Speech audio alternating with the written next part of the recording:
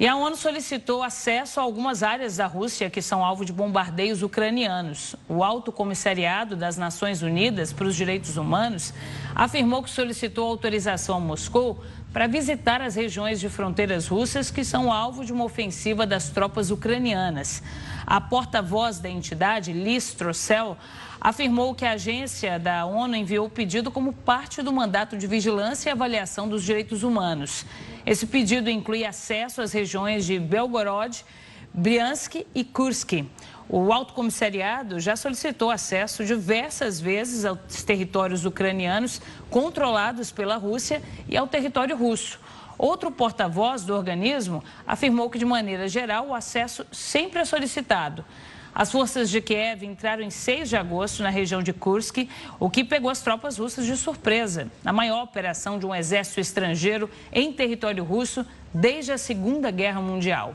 O ministro ucraniano do interior afirmou que o país deseja criar uma zona de segurança em Kursk para proteger a população dos bombardeios russos. E para a gente entender esses últimos desdobramentos do conflito no leste europeu, a gente entrevista agora Roberto Ibel, que é professor de Relações Internacionais da ESPM. Boa tarde, professor. Muito obrigada pela sua participação. Boa tarde, Renata. Boa tarde a todos que estão acompanhando aqui a Record News. Professor, o que a gente está vendo nesse momento acontecendo no leste europeu é algo parecido com aquelas pequenas incursões ucranianas em território russo que foram vistas aí ao longo de toda a guerra? Ou a gente está vendo de fato um cenário em uma escala bem maior?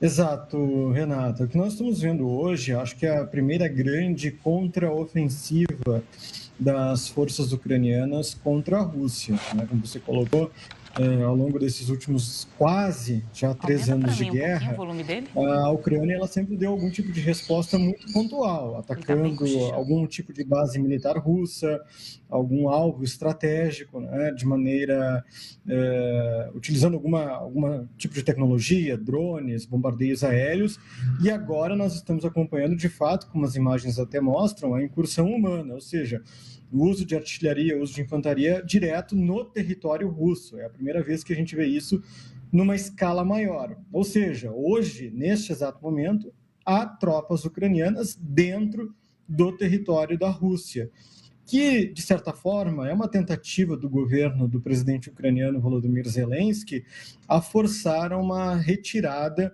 dos russos dos territórios ocupados na Ucrânia.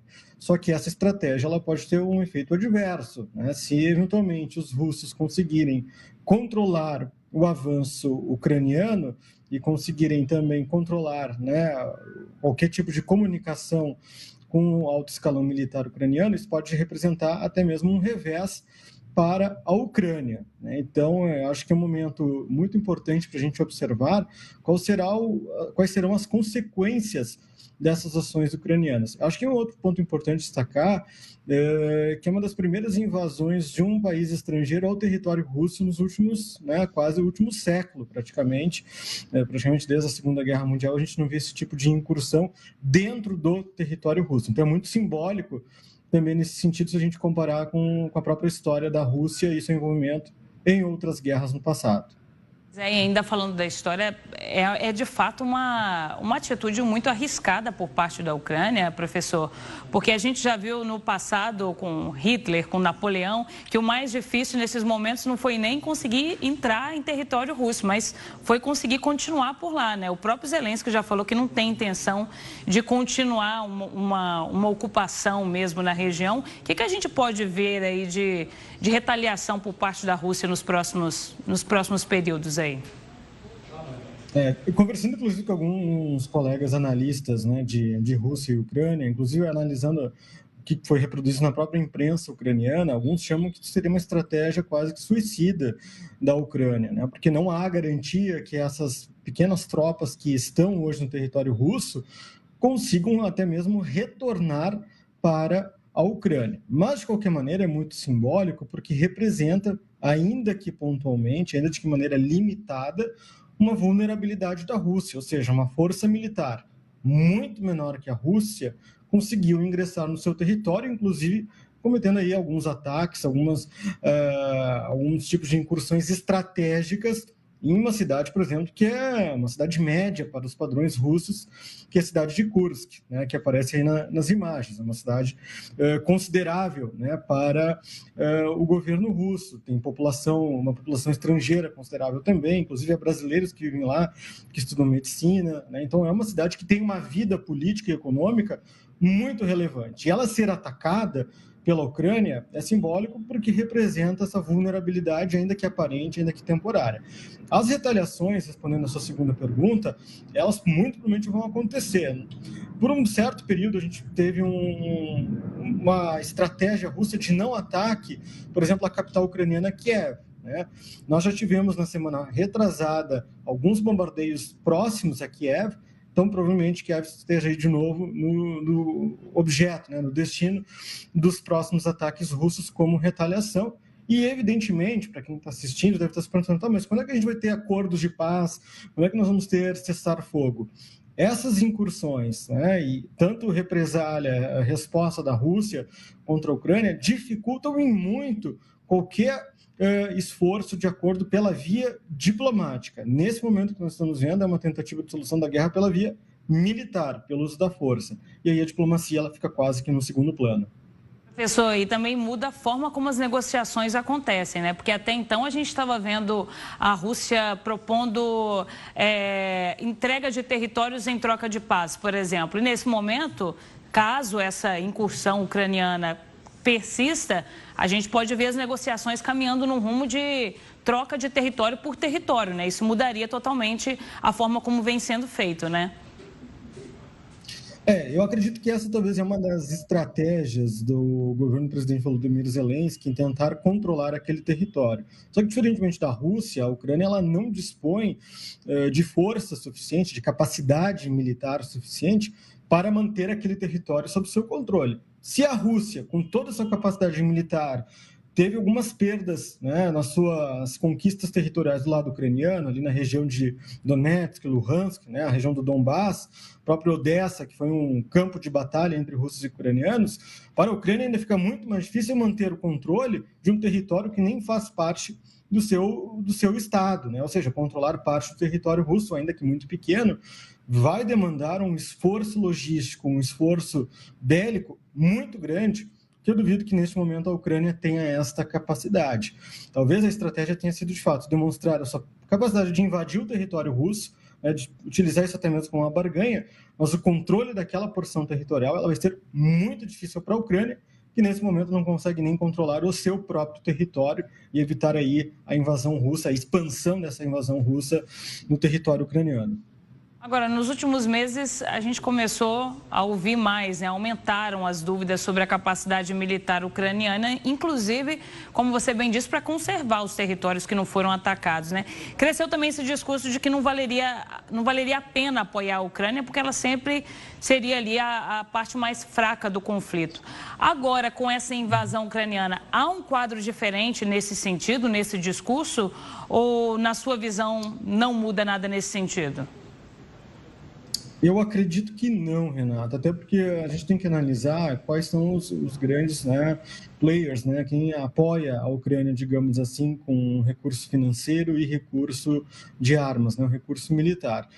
De um lado, nós temos os países europeus que hoje, né, enfrentam cada país, principalmente a Alemanha e França, questões internas muito complexas, a França tentando formar um novo governo, né, e a Alemanha com questões econômicas, enfim, muito delicadas, digamos assim. E nos Estados Unidos existe o elemento eleições presidenciais, né? Então, hoje o foco, digamos assim, dos políticos dos Estados Unidos, de quem poderia conceder um tipo de apoio maior à Ucrânia, está ou na sua reeleição ou na tentativa de ganhar a eleição, né? Então, isso a gente já vinha colocando desde o começo do ano, que no momento que começasse a campanha eleitoral norte-americana, a gente ia ver uma diminuição deste apoio à Ucrânia. E um dos candidatos, né, o candidato do Partido Republicano, Donald Trump, ele é abertamente contrário ao financiamento da guerra. Ele mesmo diz, abre aspas, que se eleito assim que assumir, ele terminará com esta guerra. E a própria agenda, né, da candidata Kamala Harris também vai nesse direcionamento, certo? Esgotamento, né, da capacidade dos Estados Unidos de apoiar a Ucrânia. Hoje, o que está em debate, né, na sociedade americana é se é viável continuar enviando bilhões de dólares à Ucrânia, sendo que já se demonstra, né, a impossibilidade da Ucrânia reverter o cenário. Ela está assim, numa situação muito pior do que o da Rússia, mesmo a Rússia sofrendo sanções econômicas, né, sofrendo sanções comerciais, por exemplo, a Ucrânia ela ainda está numa situação muito pior que os russos. Então, os dois maiores apoiadores da Rússia, da Ucrânia, neste conflito hoje, estão se afastando, o que dificulta a possibilidade da Ucrânia continuar respondendo aos ataques russos. Isso eu vejo, né, já olhando talvez prospectando o cenário de 2025, dependendo do resultado das eleições norte-americanas, dependendo do que vai acontecer na Europa, principalmente França e Alemanha, a gente já pode começar a pensar para o próximo ano uma tentativa de pressão, tanto dos europeus como dos norte-americanos, para que a Ucrânia faça essas concessões territoriais e permita o avanço das negociações de cessar-fogo e talvez a própria assinatura de um acordo de paz com a Rússia e aí o fim da guerra. Então, isso já está no horizonte para o próximo ano. Agora, dentro do que a gente tem de cenário agora, com essa expectativa aí para as eleições americanas, com essa incursão ucraniana nesse momento, dentro das possibilidades reais, qual seria o melhor resultado para a Ucrânia nesse momento?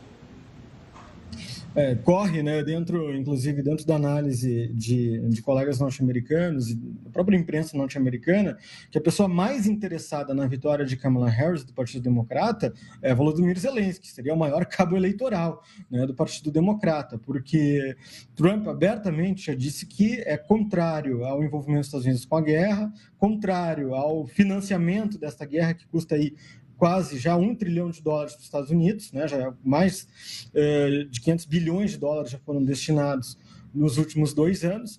Então, num cenário de uma vitória republicana nas eleições de novembro, a situação ficaria muito mais complicada para Volodymyr Zelensky, que poderia ser até mesmo um atestado, né, do fim do apoio norte-americano e da própria OTAN, da Organização do Tratado Atlântico Norte, para a causa ucraniana. Então, caso os democratas ganhem, também vai encontrar dificuldade, mas pelo menos a certeza de que ainda terá algum mínimo apoio até pelo menos o próximo ano.